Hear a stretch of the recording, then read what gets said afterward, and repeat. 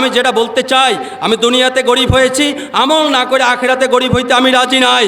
কিন্তু আমার প্রশ্ন হলো, আল্লাহর নবী যেখানে বললেন যে ব্যক্তি গরিব 500 বছর আগে জান্নাতে যাবে, আমার প্রশ্ন হলো নামাজ চলতে থাকে, গাঞ্জা টানতে থাকে, নামাজ চলতে থাকে, ইউটিউব নিয়ে বসে থাকে, নামাজ চলতে থাকে, মোবাইলের ভিতর লুডো খেলতে থাকে, নামাজ চলতে থাকে, গান বাজনা নিয়ে ব্যস্ত থাকে, কথা ঠিক কিনা বলেন?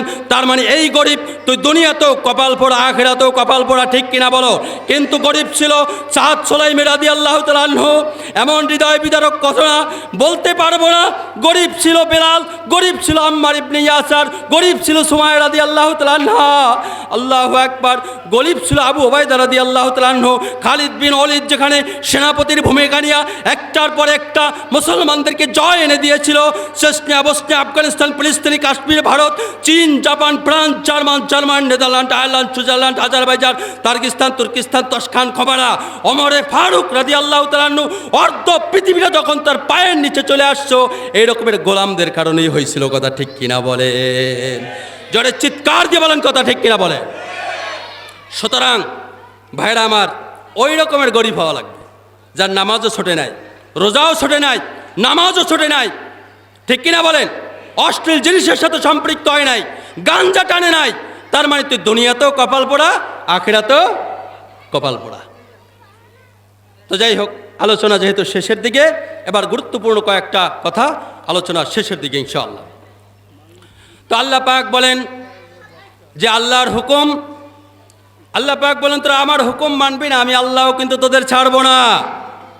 এই জন্য আল্লাহ পাক তার নবীকে বলছে, লাস্তা আলাইহিম বি মুসাইতির, হে নবী আমি আপনাকে দারোগা করে পাঠাই নাই, আপনাকে পিটাইয়ে হেদায়েত করার দরকার নাই, আপনার কাজ শুধু ওপেন করে দেন, কোনো কিছু গোপন করবেন না, যার খুশি রিসিভ করবে, যার খুশি ডিনাই করবে, ধরবো আমি আল্লাহ। জোরে বলেন, কথা ঠিক কিনা বলেন? ধরবো আমি আল্লাহ। ইন্না বাতুশা রাব্বিকা লাশাদীদ, আমার ধরা বড় শক্ত ধরা, ঠিক কিনা বলেন? যেটা মানুষের পরিকল্পনায় থাকে না।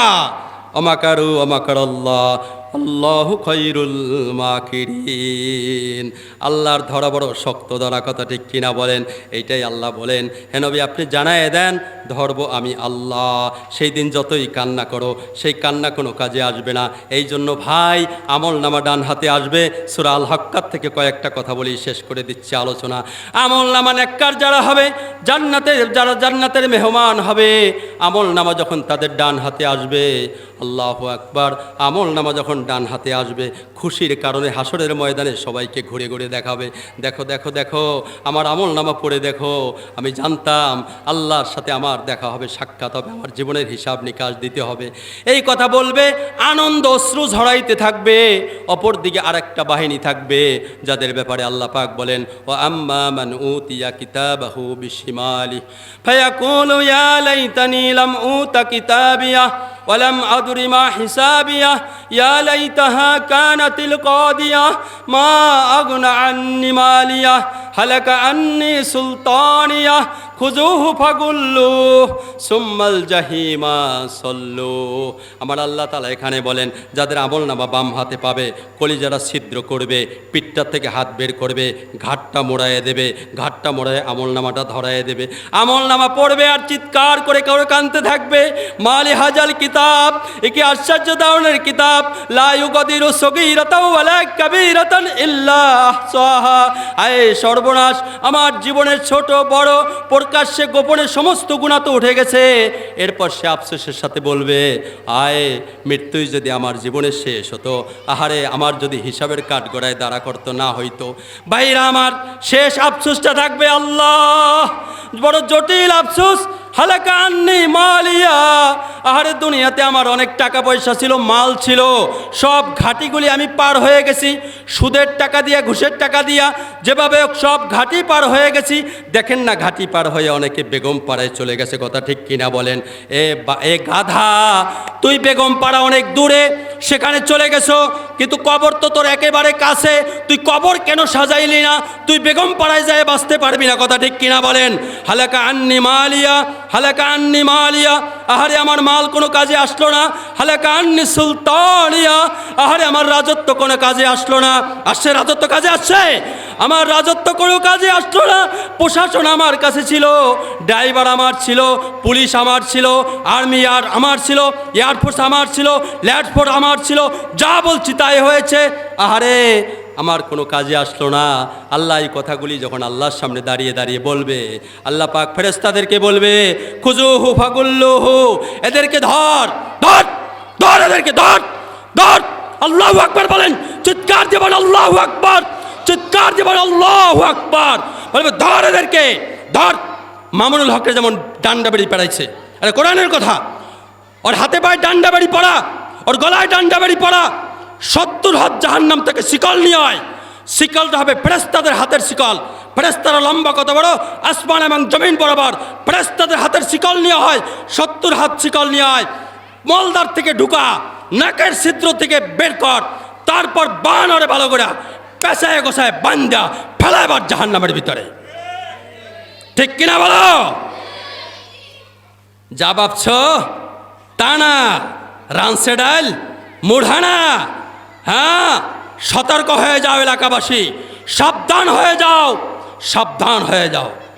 আল্লাহ বলেন, সুম্মা কাসাত কুলুবুকুম মিন বাদি যালিক ফাহিয়া কাল হিজারাতি আও আশাদ্দু কাসওয়া ওয়া ইন্না মিনাল হিজারাতি লামা ইয়াতাফাজ্জারু মিনহুল আনহার ওয়া ইন্না মিনহা লামা ইয়াশাক্কাকু ফায়াখরুজু মিনহুল মা ওয়া ইন্না মিনহা লামা ইয়াহবিতু মিন খাশিয়াতিল্লাহ ওয়া মাল্লাহু বিগাফিলিন আম্মা তা'মালুন। আমার আল্লাহ পাক বলেন, এ দুনিয়ার মানুষ, তোরা আমার ইবাদত বন্দেগী করো না, কিন্তু গাছ আমার ইবাদত বন্দেগী করে, পাহাড় আমার ইবাদত বন্দেগী করে, সাপ আমার ইবাদত বন্দেগী করে, বিচ্ছু আমার ইবাদত বন্দেগী করে, পাথরগুলি আমার জিকির করে। ওই যে দাউদ আলাইহিস সালাম যখন জান্নাতের ভিতরে আপনাকে আমাকে সঙ্গীত শোনাবে, তখন পাহাড়গুলি নাচতে থাকবে, মাছেরা তার সাথে সাথে, পাখিরাও তার সাথে সাথে জিকির করতে থাকবে। বলেন সুবহানাল্লাহ। এই আয়াতটা যে তেলাওয়াত করেছি, এই আয়াতের ভিতরে আল্লাহ পাক বলেন এই আয়াতের ভিতরে, দুনিয়ার মানুষ তো আমার হুকুম পুরা করো না, কিন্তু পাহাড় পাথর পর্যন্ত আমি আল্লাহর জিকির করে।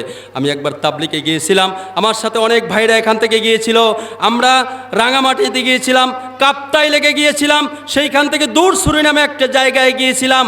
পাথরের কান্নার কারণে আমার আল্লাহ বলেন, অনেক পাথর আল্লাহর ভয়ে কাঁপতে কাঁপতে কাঁপতে কাঁপতে ছড়ায় ছিটায় জমিনে ছড়ায় যায়। অনেক পাথর এমন আছে ভাঙলে ভিতরে পানি পাওয়া যায়, অনেক পাথর এমন আছে যারা আল্লাহর ভয়ে কাঁদতে কাঁদতে নদী হয়ে যায়। আল্লাহু আকবার। আনহার শব্দের অর্থ নদী বয়ে যায়। পাথরের কান্নার কারণে নদী হয়, আর সেই নদীতে যাইয়া উলাঙ্গ হইয়া গোসল করো, ঠিক না? মাস্তি করো কক্সবাজারে যায়, তাই না? সমুদ্রের ঢেউয়ে আমার আল্লাহর সন্ধান দেওয়া যায়। যারা আমরা ইমানদার, কলবের ভিতরে ভয় সৃষ্টি হয়ে যায় আমার আল্লাহর সমুদ্রের গর্জন কাকে বলে, ঠিক কিনা বলে? তো সেখানে আমরা দেখেছিলাম সেই কাপ্তাই লেক, রাঙ্গামাটিতে যারা চাকরি করেছেন পুলিশ এবং আর্মিতে, তারা জানেন সেই কাপ্তাই। হ্যাঁ, ঠিক আছে, সমস্যা নেই, আজানের সময় আলোচনা চলতে পারে, যদিও আলোচনা শেষ করে দেবে, পর্বটা শেষ করে দিই। আমি বলছিলাম সেই কাপ্তাই লেগে দেখেছি 6 ঘন্টা লঞ্চে চলেছিলাম, 6 ঘন্টা ব্যাপী সেই পাথরের কান্নার কারণে নদী হয়ে গেছে। আল্লাহু আকবার। জি ভাই, সবাই আজানের জবাব দেন ইনশাআল্লাহ। এরপরে আমি আমার আলোচনা আর 5 মিনিটের ভিতরে শেষ করে দেবো। আল্লাহু আকবার, আল্লাহু আকবার।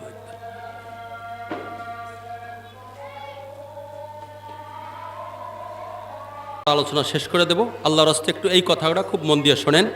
আমি এতক্ষণ গরম বক্তব্য দিয়েছি, যেহেতু আমি এলাকার ছেলে, এবার আমি খুব নরমের সাথে কয়টা কথা বলে শেষ করতেছি। সেটা হলো অনেক দরদ নিয়া, অনেক ব্যথা নিয়া, ভাঙ্গাচুরাভাবে বিভিন্ন দিক থেকে আপনাদেরকে বোঝানোর চেষ্টা করছি। এখন হলো, আজকে ইমাম সাহেব মাগরিবের নামাজে বলছিল প্রথম আয়াতি, ফাজকুরুনি আজকুরুকুম আশকুরুলি ওয়ালা তাকফুরুন। অর্থাৎ একজন আল্লাহর ওলি হাবিব আজমি রহমতুল্লাহ, উনি বলেন যে আল্লাহ কখন আমার জিকির করে সেটা আমি বুঝি।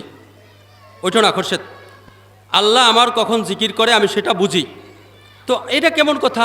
আল্লাহ তোমার জিকির করে? বলে না, আল্লাহ বলছে ফাজকুরুনি আযকুরুকুম ওয়াশকুরুলি ওয়ালা তাকফুরুন। বান্দা, তুমি যদি আমাকে স্মরণ করো তা আমি আল্লাহ তোমাকে স্মরণ করি। তাই যেহেতু আমি এখন আল্লাহকে স্মরণ করছি বা আমরা আল্লাহকে স্মরণ করি, আল্লাহ এখন আমাদের স্মরণ করে। বলে সুবহানাল্লাহ। এলে একটা কথা, আরেকটা আয়াত উনি পড়েছিল শেষ আয়াতে, যে কুতিবা আলাইকুমুস সিয়াম, মানে রোজা তোমাদের জন্য ফরজ করা হয়েছে। মা বোনরা এই কথাটা একটু আল্লাহর রাস্তায় খুব ধ্যানের সাথে শোনেন, আমি আসতেই বলবো কথা কয়টা। অর্থাৎ কোরআনে আল্লাহ যে জিনিস বলে সেই জিনিস বলেন তো ফরজ, সেই জিনিস কি বলেন? ফরজ। আল্লাহ বলছে আকিমুসসালাওয়াতুজ যাকা, সালাত কায়েম করো, জাকাত আদায় করো। ও আল্লাহ তাআলা বলছে কুতিবা আলাইকুমুস সিয়াম, তোমরা রোজা কায়েম করো। ওই আল্লাহ তাআলাই বলছে কুতিবা আলাইকুমুল কিতাল, তোমরা জিহাদ কি করা হয়েছে? ফরজ করা হয়েছে। যতদিন পর্যন্ত আল্লাহর জমিনে আল্লাহর আইন বাস্তবায়ন না হয় ততদিন পর্যন্ত প্রাণপণ চেষ্টা করতে হবে আল্লাহর আইন বাস্তবায়নের জন্য। এটার নাম কি ভাই? জিহাদ। ওই আল্লাহ তাআলাই বলছে অকরনা ফি বুয়ুতিকুন্না ওয়ালা তাবাররাজনা তাবাররুজাল জাহিলিয়াতিল উলা, এই একটা মা বোনদের জন্য আল্লাহ বলেন, হে মুসলিম নারীরা, তোমরা জাহিলি যুগের মতো বেপর্দা হয়ে রাস্তায় বের হইও না। মা বোনরা, আল্লাহর হস্তে আমার এলাকা অনেক সুন্দর, কয়েকজন মা বোন একটু এলোমেলো চলে। আমি আপনাদের উদ্দেশ্যে আল্লাহর হস্তে বলতে চাই, মা বোনরা, আপনারা যদি বেপর্দায় চলেন তাহলে শুধু আপনারা নিজেরা তো জাহান্নামের লাকড়ি হইলেন না, আপনাদেরকে যত পর পুরুষও দেখবে তারাও জাহান্নামের লাকড়ি হইল। তাহলে আপনারা নিজেরা তো আসামি হইলেন, আমাদেরকেও আসামি বানাইলেন।